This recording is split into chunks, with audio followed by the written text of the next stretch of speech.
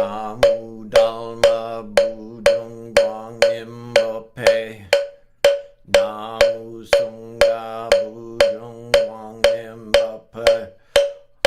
Homage to all the Buddhas who are present in their glory at this assembly. Homage to the Dharma which is present in its glory at this assembly. Homage to all the Sangha who are present at the glory in this assembly. Namu Buddha Bujing Guang Nimba Pe. Namu Dalma Bujing Guang Nimba Pe. Namu Solgo Mujung Guang Nimba Pe.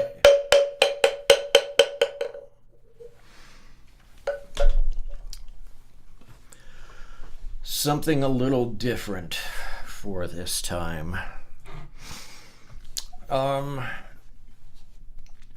We'll start with our 15 minutes of seated meditation.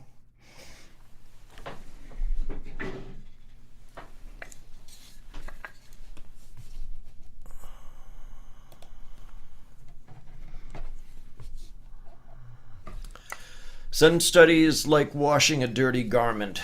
The garment is originally there, the dirt comes from outside.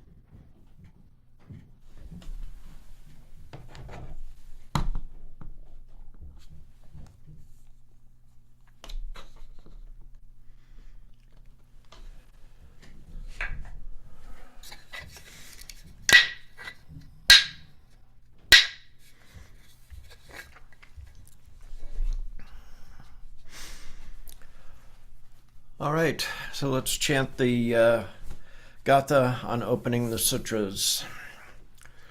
This Dharma, incomparably profound and minutely subtle, is rarely encountered even in hundreds of thousands of millions of ages. Now we see it, hear it, hold, and maintain it. May we completely realize the true mind of all Buddhas. And now we see it. Without any further ado, let's hear from our Dharma brother, Chomin Prajna. It's good to see everybody here today. Share a story with y'all from Only Don't Know. This one is about about sickness and about attachment. But enough of the preamble. I'm gonna share it with y'all. It's entitled "The 3-Year Retreat." Dear Sansanin, I am still in bed, and although I don't have pain anymore, I still have a problem with my leg. It's numb from the knee down, so I think that I'll have to do something besides only rest to fix my back problem. Do you know why someone would have an extra vertebra or a different bone structure in each hip? This time in bed has been like a retreat in many ways. For the first time in my life, I understand that I have no choices to make. People bring me food, I can't choose. I can't do what I feel like doing. Every day just comes and goes. People come and go. Sometimes it's warm, sometimes it's cold. I just have to stay here and let everything occur just the way that it does. And I must keep my mind clear. There is no choice. I cannot act out my karma. So this sickness is a very strong teaching. I understand something I never did before. If you are dependent on anything, you make suffering. It's funny because I am dependent on everyone, but at the same time, my mind is not dependent. I hope you are well. Much love to you, yours, and the Dharma, Andrea. And this is Zen Master Song San's reply. Dear Andrea, how are you? And thank you for your letter. In your letter, you said that you have no choice about any food or any action, and that you are dependent on everyone, but that your mind is not dependent on anything. That is wonderful. This is correct Zen sickness. Sick time, only sick. No choice, no checking, not dependent, only sick. Then sick is not sick. This is high class practice and a high class education. Do you know this story about Busol Gosa? He was a monk who wanted to do a 3-year retreat with 2 monk friends. On the way to the mountains, he got married.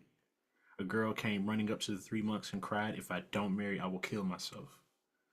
Sobu Sol Gosa did bodhisattva action and married her.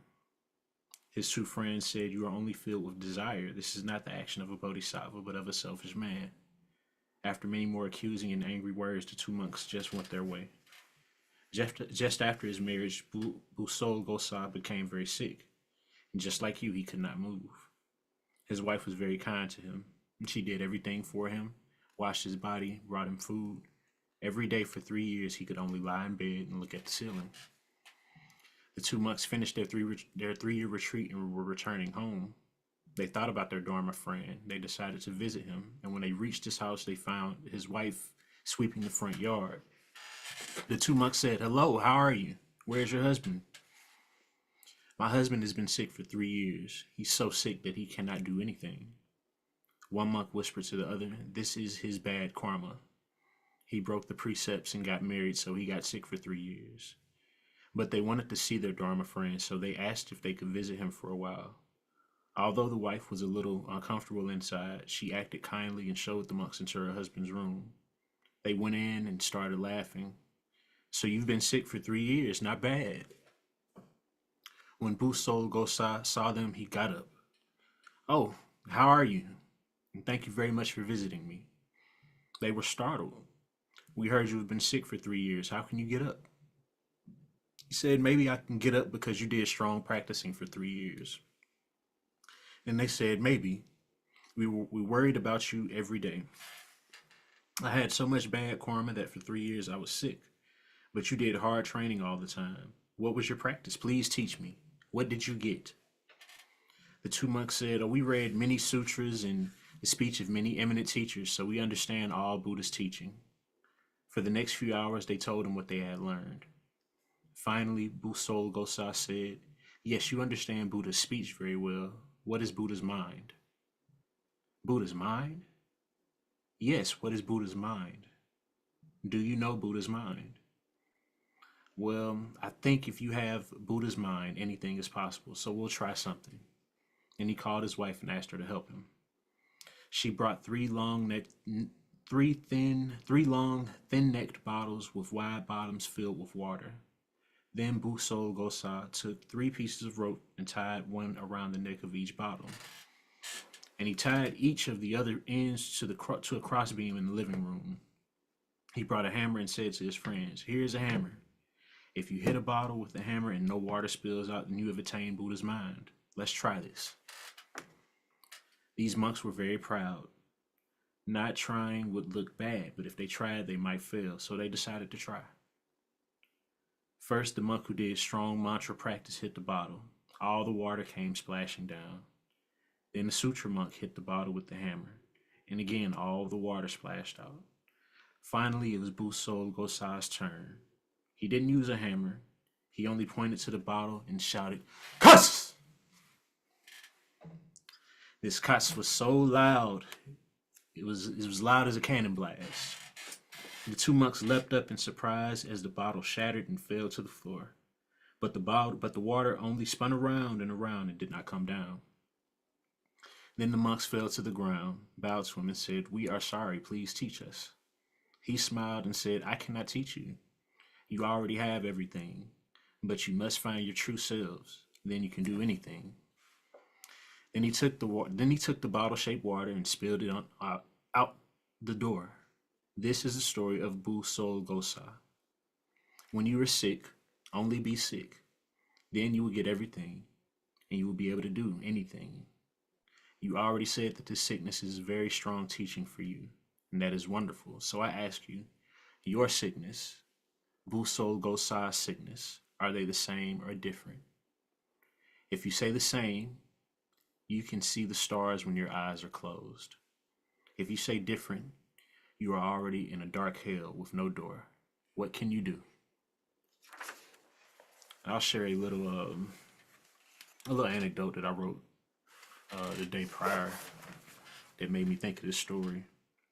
And ironically, I have a migraine too, so I was just talking to Sonsanim about that. You have a migraine? Just have a migraine. It is what it is.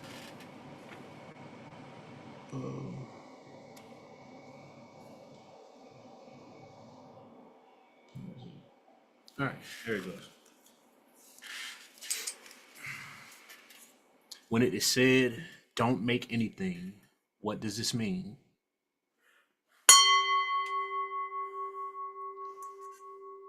When you are hungry, eat. And when you're tired, rest. If you have the means and the capacity to be of help, just do it. Don't make more than what the situation at hand is. If in pain, take pain relief and rest. If it's severe, see a doctor and do as the doctor says.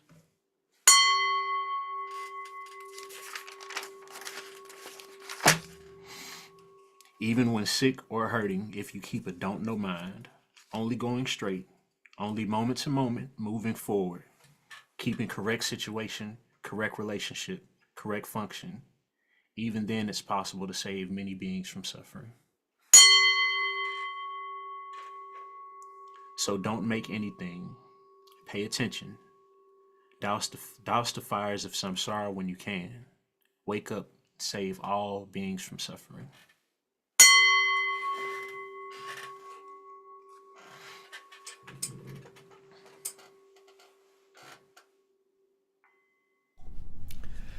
Thank you for your teaching, and thank you for sharing your migraine with us. For a great lesson. So we'll go back for another 15 minutes of seated meditation.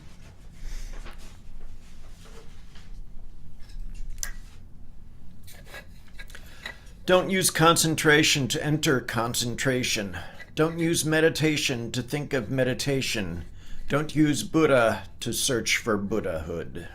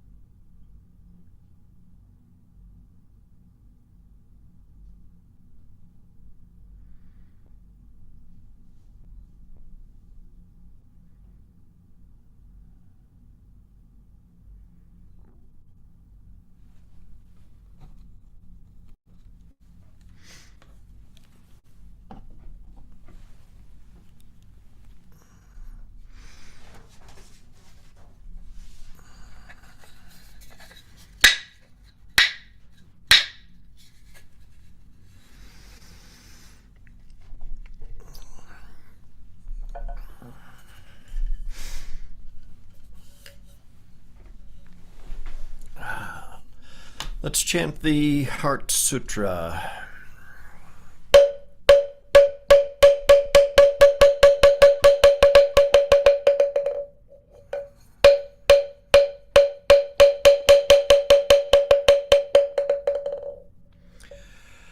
Mahaprajna para mita Hridaya Sutra Avalokiteshvara Bodhisattva, when practicing deeply the Prajna Paramita, perceives that all five skandhas are empty and is saved from all suffering and distress. Shariputra, form does not differ from emptiness. Emptiness does not differ from form. That which is form is emptiness. That which is emptiness, form. The same is true of feelings, perceptions, impulses, consciousness. Shariputra, all dharmas are marked with emptiness. They do not appear or disappear, are not tainted or pure, do not increase or decrease. Therefore, in emptiness, form no feelings, perceptions, impulses, consciousness. No ears, no eyes, no nose, no tongue, no body, no mind, no color, no sound, no smell, no taste, no touch, no object of mind, no realm of eyes, and so forth until no realm of mind consciousness. Ignorance, and also no extinction of it, and so forth until no old age and death, and also no extinction of them, no suffering, no origination, no stopping, no path, no cognition, also no attainment, with nothing to attain. The Bodhisattva depends on Prajna Paramita, and the mind is no hindrance. Without any hindrance, no fears exist. Far apart from every perverted view, one dwells in nirvana. In the three worlds, all Buddhas depend on Prajna Paramita and attain Anuttara Samyak Sambodhi. For know that Prajna Paramita is a great transcendent mantra, is the great bright mantra, is the utmost mantra, is the supreme mantra, which is able to relieve all suffering and is true, not false. So proclaim the Prajna Paramita mantra. Proclaim the mantra which says Gate Gate Para Gate Parasamgate Bodhisvaha. Gate Gate Para Gate Parasamgate Bodhisvaha. Gate Gate Para Gate Parasamgate Bodhisvaha.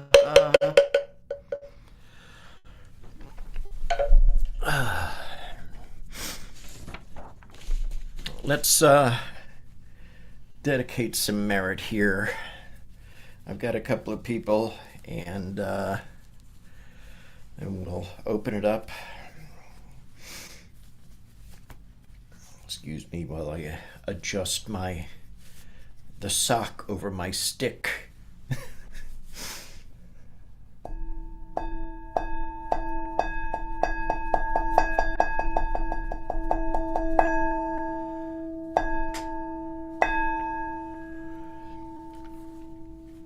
All sentient beings are one seamless body and pass quickly from birth to death.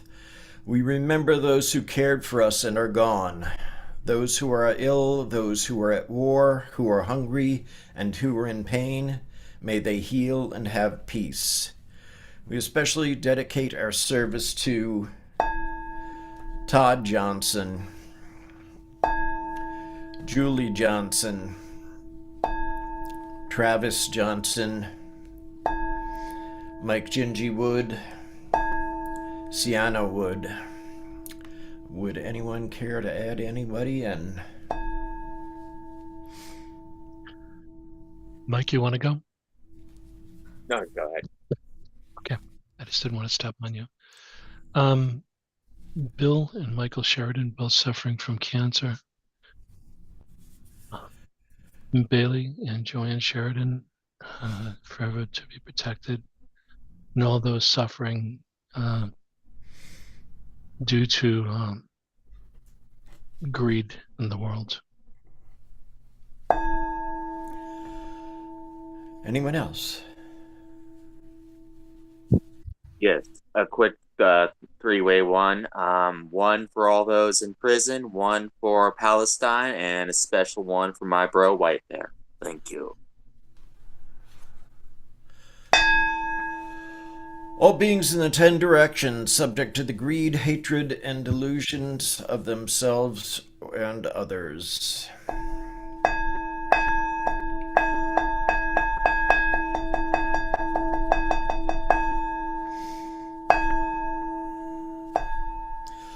All Buddhas throughout space and time, all honored ones, Bodhisattva Mahasattvas, wisdom beyond wisdom, Maha Prajna Paramita.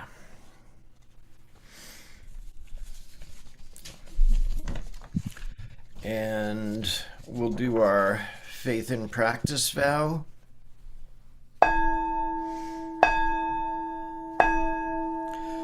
I will never retreat and will be firm in my mind in this correct Dharma. I will escape from the samsaric cycle of birth and death and definitely will see my original face. I will be sure to inherit the life of insight of the Buddha and save all sentient beings.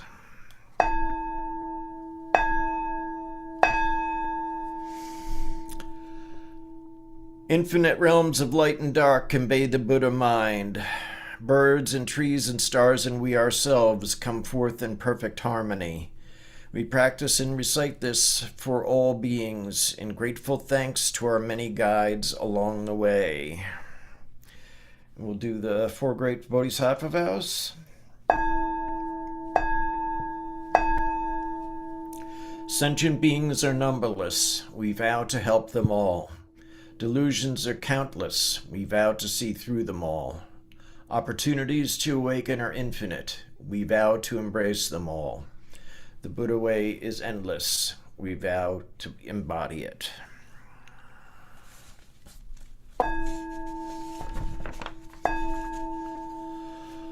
Life and death are of supreme importance. Time passes swiftly by and opportunities to awaken are easily lost. Strive to realize your true nature and do not squander your time by night or day.